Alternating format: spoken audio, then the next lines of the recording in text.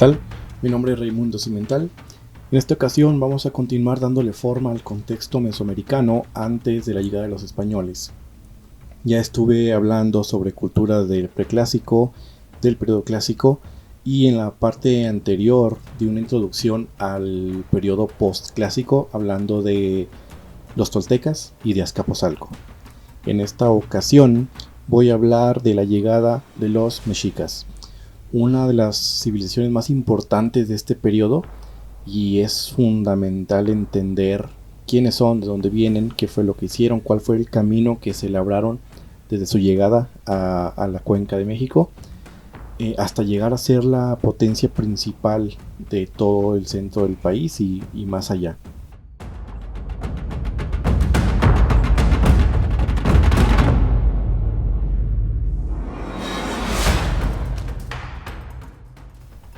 Ok, comienzo mencionando las fuentes.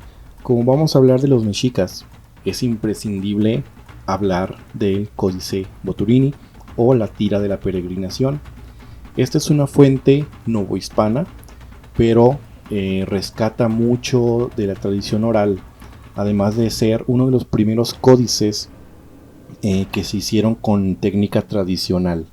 Es decir, hay códices que son novohispanos, con papel diferente, encuadernados a la manera europea, y hay códices, los primeros que se hicieron son a manera tradicional, en papel de amatl, puesto en láminas plegables, o sea, no están encuadernados, sino que se destiende a manera de un acordeón y puede alcanzar varios metros del tamaño que tienen. De hecho, el Códice Boturini tiene casi 6 metros de longitud y consta de 22 láminas donde va contando el recorrido de los mexicas desde su lugar de procedencia, lo que ellos llaman Aztlán, hasta cierto momento muy puntual que voy a comentar más adelante. Pero obviamente hay que tener ciertas reservas con el Códice Boturini, porque he visto mucha gente que toma este códice como la fuente primordial, la fuente que está sobre todo, y realmente cuando hablemos de los tlatoanis y del papel que tuvo Izcóatl o Tlacael en la reforma social de los mexicas, vamos a ver que se hizo un punto y aparte, se hizo casi una quema de libros para ellos mismos justificar su propio origen, y se dieron a sí mismos una nueva historia que plasmaron en este mito. Este mito de la peregrinación es eso, es una validación propia de los mexicas para darse a sí mismos ese lugar que ellos creían merecer, y este códice recopila toda esa tradición oral que era parte de la estrategia del gobierno de Izcóatl y Tlacaelel. Así que no es una fuente súper fidedigna porque obedece a la política interna mexica. Entonces, eso lo quiero abordar poco a poco y con más tiempo cuando hable de los tlatoanis. Pero el Códice Boturini no es esa fuente tan confiable como mucha gente lo quiere hacer ver, porque tiene muchos contrastes. Hoy lo que yo quiero es contrastar justamente estas dos versiones. La versión del mito, que se hizo ya mito patrio para todo el país, y la versión que podemos respaldar con fuentes arqueológicas, crónicas, tanto indígenas como españolas, y armar un relato pues más históricamente más acertado. Y otra de las fuentes que he estado consultando es obviamente el Códice Durán, el Códice Mendoza, documentales del Instituto Nacional de Arqueología e Historia, además de la revista Arqueología Mexicana, que es donde saco mucha información que está mucho más organizada que estar buscando en una fuente o en otra, incluyendo las fuentes españolas, que muchas están escritas en un español muy antiguo y hay pocas versiones que realmente traduzcan bien lo que ellos plasmaron.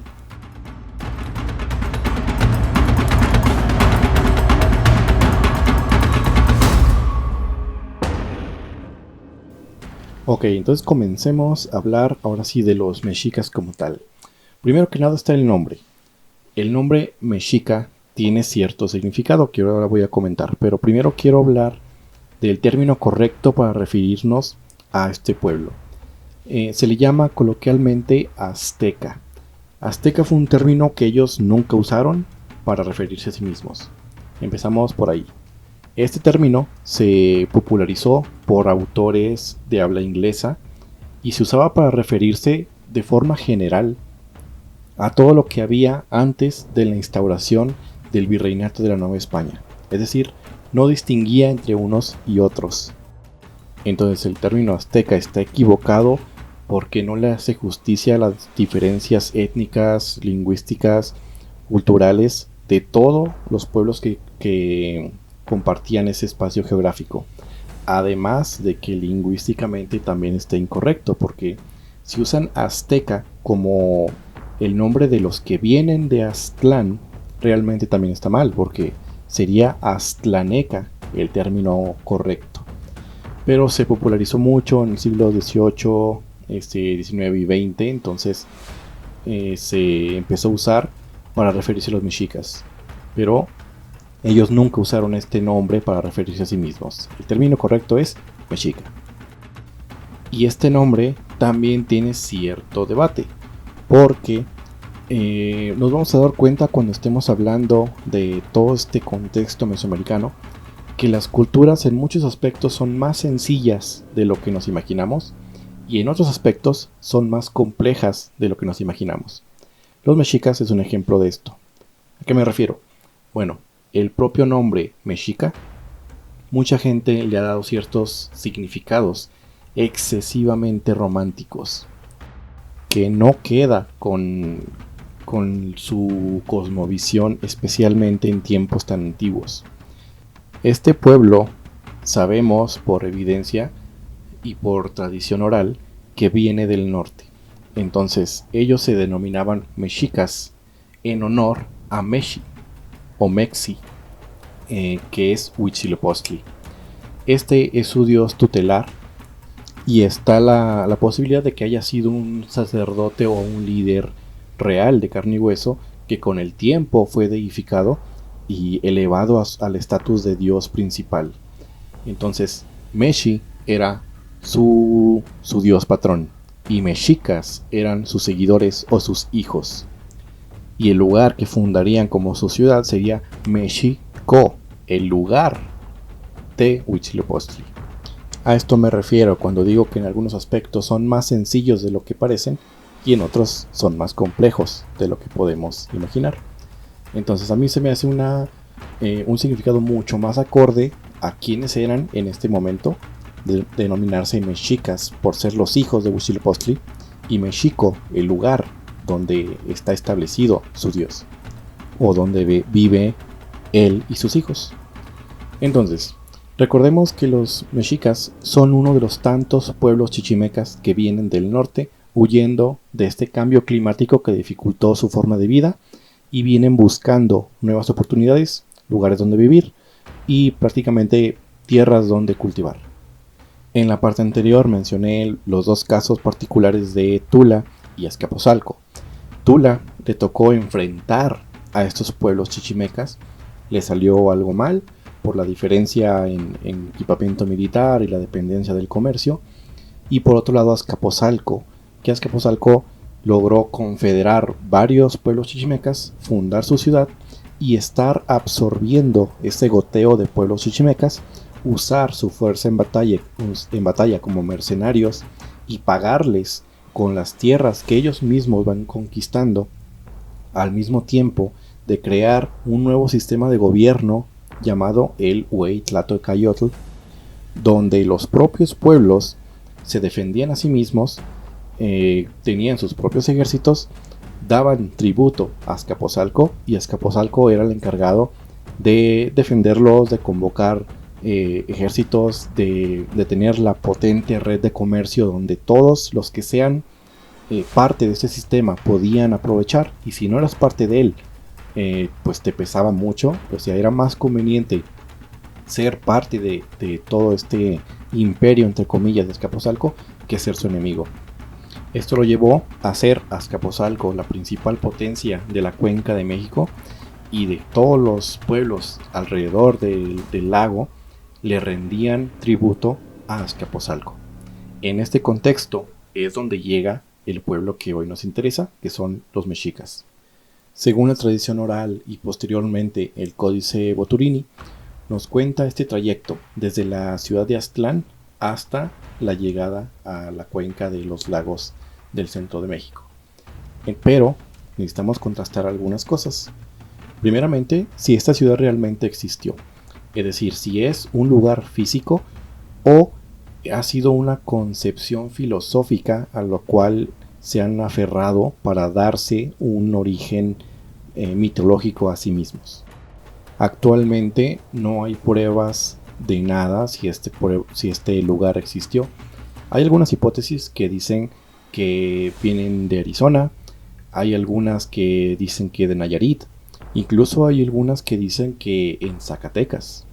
Entonces, realmente son solo hipótesis que no tienen mucho fundamento y se han tratado de adueñar de este relato para atraer turistas o para sacar sus propios intereses. Pero lo que aquí es importante es si realmente, obviamente vienen de algún lugar, pero si ese lugar es importante o no, es lo que marca la diferencia. Pero bueno, aún así sigue siendo interesante desde el punto de vista arqueológico encontrar ese lugar. Nos cuentan las fuentes que los mexicas vivían en Aztlán. Aztlán, que significa, según la fuente, el lugar de la blancura o el lugar de las garzas. Vivían en este lugar rodeado de agua, donde consultaron a su dios en un lugar llamado el cerro curvado, cerro encorvado, y este les dio una señal para que emprendieran la migración. Aquí también hay que mencionar que en ningún momento se menciona un águila, ni una serpiente, ni un nopal. Simplemente dicen que se tienen que mover y tienen que hacerlo ya.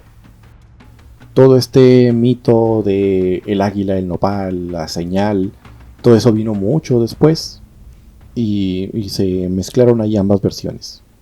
Pero bueno, al escuchar esta señal de su dios, los pueblos nahuatlacas o aztlanecas emprendieron su viaje. Duró muchísimo tiempo vagando, buscando ese lugar prometido. Enfrentaron muchas dificultades, desde enfermedades, muertes de personajes muy importantes, incluso también enfrentamientos y guerras contra otros pueblos. De los lugares más importantes que podemos mencionar es que ellos pasaron por Tula, por Teotihuacán, por Chaltocán y por Chapultepec. En Chapultepec tuvieron una batalla muy importante contra una de las potencias más fuertes de ese entonces. Recordemos que en esta época Azcapotzalco era una de las potencias más fuertes, pero no era la única, sino que también estaba Texcoco y Culhuacán. Esas tres ciudades se disputaban el poder y fue contra Culhuacán que los mexicas tuvieron ahí cierto enfrentamiento que los obligó a trincherarse en Chapultepec y terminaron por tener una batalla donde fueron capturados. Nos narra el Códice Boturini cómo los mexicas fueron hechos prisioneros por mucho tiempo hasta que estalló una guerra entre Xochimilco y Culhuacán. Los mexicas ya se habían labrado mucha fama de ser muy buenos guerreros. Entonces se nos narra, se nos muestra más bien cómo Culhuacán les pide o más bien los obliga a que les sirvan en esa guerra. El rey de Culhuacán los hace traer a los principales, a los jefes mexicas, y les dice que si hacen un buen papel durante esta guerra los iba a liberar. Que en el campo de batalla debían traer las orejas de sus enemigos.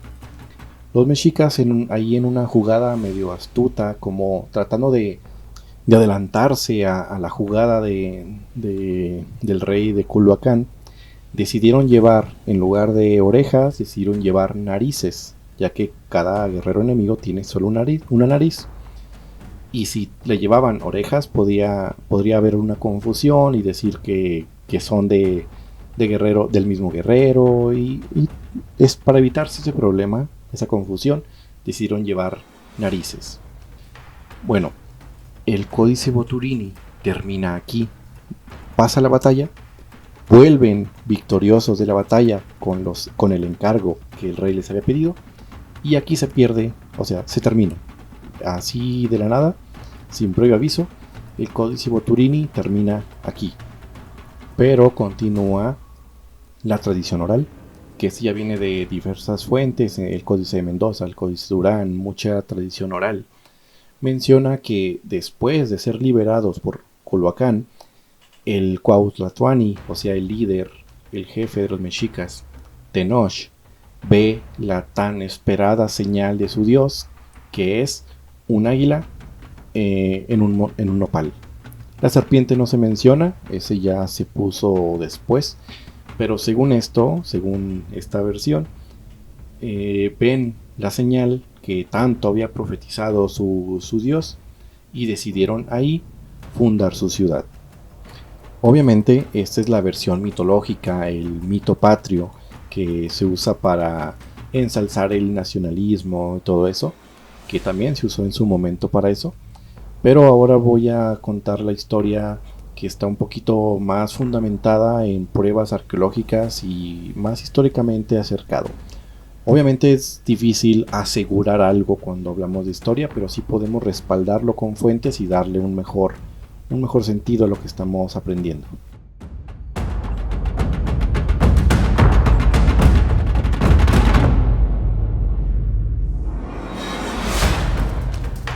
Entonces, hablando ahora sí de la evidencia histórica, los mexicas fue uno de los tantos pueblos chichimecas, pero tuvo la particularidad de que fue de los últimos en llegar.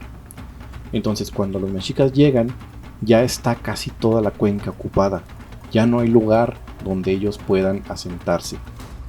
Y ellos, como muchos otros pueblos chichimecas, lo único que podían ofrecer a cambio de tierras era su fuerza en batalla, es decir, servir como mercenarios a otras potencias. Recordemos que estaba Texcoco, estaba Azcapotzalco y estaba Culhuacán. Ellos entraron al servicio de Culhuacán. Esto también es contrastable con el Códice Boturini, porque en el Códice Boturini fueron hechos prisioneros, y en esta versión ya más documentada son ellos los que ofrecen sus servicios de mercenarios. Culhuacán los toma, dan muy buenos resultados en batalla. Los mexicas tenían fama de muy buenos guerreros, de tener un papel decisivo y de ser prácticamente quienes decantaban la batalla de un lado o de otro. Entonces sembraban miedo tanto en enemigos como en aliados.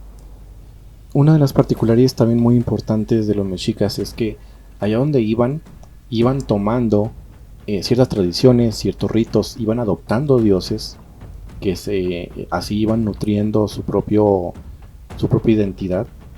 Y en uno de estos ritos que ellos adoptaron, le propusieron al rey de Culhuacán que si podía permitir, para afianzar una alianza más fuerte, que si podía permitir el casamiento de una de sus princesas con un dios mexica. El rey aceptó esta alianza, lo cual pues es muy común, ¿no? Usar los casamientos como un símbolo de una alianza siempre ha sido muy común en cualquier corte de donde estemos hablando. Bueno, el rey accedió, pero en la boda el rey se dio cuenta que este rito era un poquito diferente a lo que él se imaginaba. Resulta que los mexicas habían tomado a la princesa, sacrificarla, quitarle la piel por completo, y el rito consistía en que uno de los sacerdotes mexicas iba a vestir su piel, o sea, se vistió con su piel como si fuera una camisa o un pantalón. Y obviamente esto no fue del agrado del rey de Culhuacán, lo cual comenzaron una persecución sin cuartel por toda la ciudad hasta lograrlos expulsar. Para nosotros este rito pues es horrible sacrificar a alguien, es horrible quitarle la piel y aparte ponérsela a una persona. Para nosotros es horrible, para ellos también, pero ya estaban un poquito más acostumbrados, ya que era un rito no era un rito común, pero ya lo habían visto antes. Este es un rito que se le hace al dios Xipetotec, que significa Nuestro Señor Desollado, que viene del Golfo, e incluso los zapotecas ya tenían este rito desde mucho tiempo antes. Este rito simbolizaba la renovación, la primavera, los inicios, o sea, el fin de una etapa y el inicio de otra, lo representaban con este rito. Tenemos más evidencia de este rito entre los zapotecas. Incluso hay algunas estatuillas de este dios de Xipetotec donde se ve al sacerdote usando la piel de otra persona. De hecho, en el Museo de las Américas de la ciudad de Madrid, ahí está una de las estatuillas, que de hecho es una estatua del siglo VIII, o sea, mucho tiempo antes de los mexicas. Entonces es un rito muy muy antiguo que los mexicas adoptaron después. Y pues obviamente, como no fue del agrado del rey de Culhuacán, comenzó esta persecución hasta expulsarlos y declararlos sus enemigos. Ahora los mexicas ya no tenían ese beneficio de la alianza y tenían que buscar una nueva alianza, lo cual los llevó a Azcapotzalco. Por ahí en el año 1300 entraron a ese servicio de mercenariado hacia Azcapotzalco, combatieron en sus guerras, prácticamente algunos autores mencionan que fueron usados casi como carne de cañón, es decir, eran la vanguardia, eran la primera línea, los que estaban dispuestos a perder, y ellos se labraron todavía más fama de buenos guerreros. Pero Azcapotzalco ya no tenía tierras con que pagarles, entonces tardó un tiempo en que les diera algo donde asentarse. Y para el año 1325 por fin Azcapotzalco les concedió asentarse, pero el lugar donde los dejó asentarse pues es muy particular. Les concedió un cúmulo de islas de barro en medio del lago Texcoco. Y pues eran tierras que nadie quería y eran las únicas disponibles, así que asentó a los mexicas, o dejó asentarse a los mexicas en esas islas. Habían durado mucho tiempo en la absoluta pobreza, siendo solo la carne de cañón de Azcapotzalco, pero ahora por fin ya tenían un lugar donde prosperar. Así lo vieron ellos. Así que en 1325 los mexicas fundan su ciudad con el nombre de Cuaumixtitlán, que significa águila entre las nubes. Este lugar luego sería renombrado como Tenochtitlán, y de hecho los mexicas estaban divididos en dos grupos muy diferenciados, que eran los tenochcas y los tlatelolcas. Al asentarse, los tlatelolcas decidieron separarse y fundar una nueva ciudad al norte de nombre Tlatelolco. Entonces había dos ciudades, México-Tenochtitlan y México-Tlatelolco. Durante estos primeros años en que se asientan y empiezan a darle forma a la isla, fundando los primeros templos, se transportaban en canoas de un lado a otro, trataban de prácticamente sobrevivir porque no había nada ahí, todo lo tenían que traer de fuera. Durante esos primeros años fue gobernado por Tenoch. Tenoch fue el Cuauhtlatoani. En la forma de gobierno de Azcapotzalco, un Cuauhtlatoani es un jefe o un líder de una ciudad pequeña o de poca importancia. Entonces Tenoch fue el líder de este pequeño asentamiento hasta que mucho después ya se establece como un Tlatocayotl, es decir, una ciudad ya más importante dentro del sistema. Y una vez ya teniendo el estatus de una ciudad ya bien establecida, se elige al primer tlatoani, que fue Acamapixtli. En muchas fuentes me he encontrado ciertas confusiones. Recordemos cuando hablé de Azcapotzalco, que dije que mucho del esplendor de Azcapotzalco fue por su gobernante Tezosomoc. Tezosomoc fue el gran rey de Azcapotzalco que gobernó muchísimo tiempo, pero no tanto. Es decir, me he encontrado muchas fuentes que dicen que fue Tezosomoc el que les permitió asentarse en su ciudad. Incluso muchos cuentos de tradición oral mencionan esto. Por ejemplo, hay algunas versiones que dicen que para dejarlos asentarse, tenían que hacerle ciertos trabajos a Tezosomoc, traerle ciertas cosas muy, muy exóticas, cosas así muy de tradición oral, pero no tiene sentido que haya sido él, sino que fue su antecesor, porque se funda Tenochtitlan en 1325 y Tezosomoc muere en 1428, o sea, más de 100 años después. O sea, no tiene sentido que haya sido él, sino que lo más seguro es que fue su antecesor. Pero sí fue Tezosomoc el que les dio el rango de Tlatocayotl, porque esto fue muchos años después, que fue en 1375 cuando se elige el primer Tlatoani formal, que fue Acamapixtli. Y sobre los Tlatoanis me gustaría hablar poco a poco para ir viendo esta evolución de un pueblito pequeño hasta convertirse en la potencia enorme de la potencia más grande del postclásico. Me gustaría ir viendo Tlatoani por Tlatoani, o si voy haciendo grupitos de 2 o de 3, ya veré cómo lo hago. Pero sí me gustaría desglosar mucho más estos a los Tlatoani mexicas, porque es muy, muy interesante.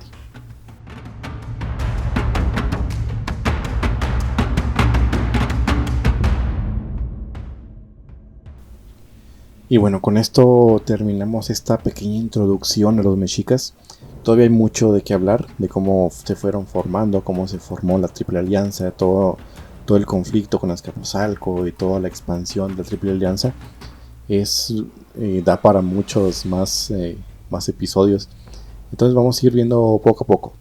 Por ahora lo dejamos aquí y espero que haya quedado claro este contraste entre la versión del mito, de la leyenda, a la versión que podemos contrastar un poco más con las fuentes. Y sobre los mexicas se habla mucho, tanto para bien como para mal, de un extremo u otro. Yo trato siempre de entender o hacer entender un proceso de cambios, de consecuencias. Y de hecho tampoco me gusta marear mucho con fechas.